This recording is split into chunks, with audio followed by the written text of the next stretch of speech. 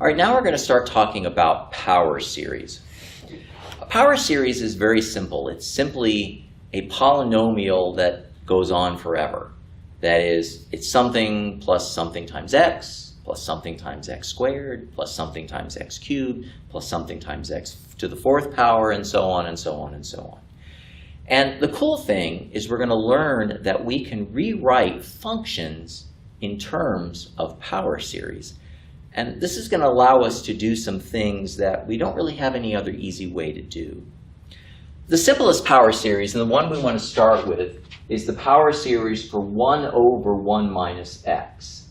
This is 1 plus x squared plus x cubed plus x to the fourth power, and so on. If you look at it and write it in the opposite direction, this is really just our formula for a geometric series. If I change the x to an r, which is I think the letter we used for a geometric series, we told you that 1 plus r squared plus r cubed plus r to the fourth power plus r to the fifth power, etc. is equal to 1 over 1 minus r as long as the absolute value of r is less than 1. Well, we're doing the same thing now, but we're writing this formula in the opposite direction. We're defining this function as equal to this power series, again, as long as the absolute value of x is less than 1. Now, you might think that this isn't that helpful, having just a single function that we can write in terms of a power series, but it turns out it's relatively easy to massage this into other forms if we're looking at a different function.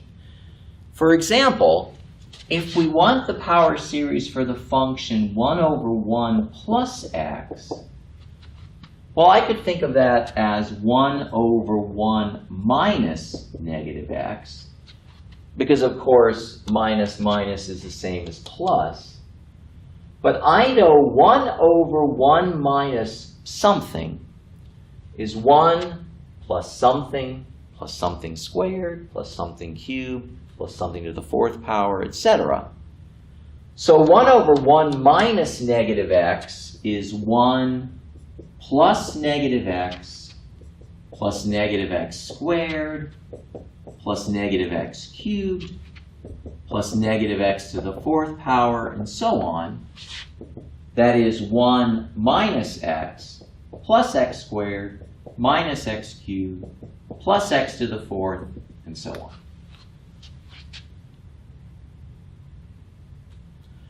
Now, we've talked about the fact that the alternating harmonic series does indeed converge, and that in particular it converges to the natural log of 2. Let me show you how I know that. Let's integrate both sides of this equation. So let's integrate 1 over 1 plus x dx, and let's also integrate this power series. If you're wondering, is it legal to do that? The answer is yeah, it is. Well, this is the derivative of 1 plus x over 1 plus x. So this integrates to the natural log of 1 plus x. Again, for now, I'm going to ignore the constant. We don't need to worry about it right now. And, well, this is just a polynomial, so this is pretty easy integration. The integral of 1 is x minus. The integral of x is x squared over 2. The integral of x squared is x cubed over 3. The integral of x cubed is x to the fourth over 4. The integral of x to the fourth is x to the fifth over 5. I think you can pretty much see the pattern here. Now, we know since the original formula works for the absolute value of x less than 1, this should also work for the absolute value of x less than 1. But we don't necessarily know if it works for the endpoints. So we could check those separately. In this case, though, if x equals 1, this series does indeed converge. And it'll tell me that the natural log of 1 plus 1, that's 2, and the absolute value of 2 is just 2, is 1 minus a half plus a third, minus a fourth, plus a fifth, and so on. That is the alternating harmonic series.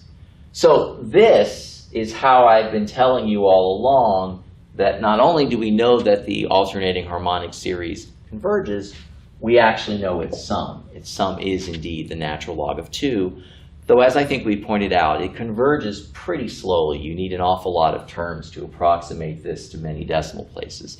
But it converges, and that's the main thing we wanted to talk about.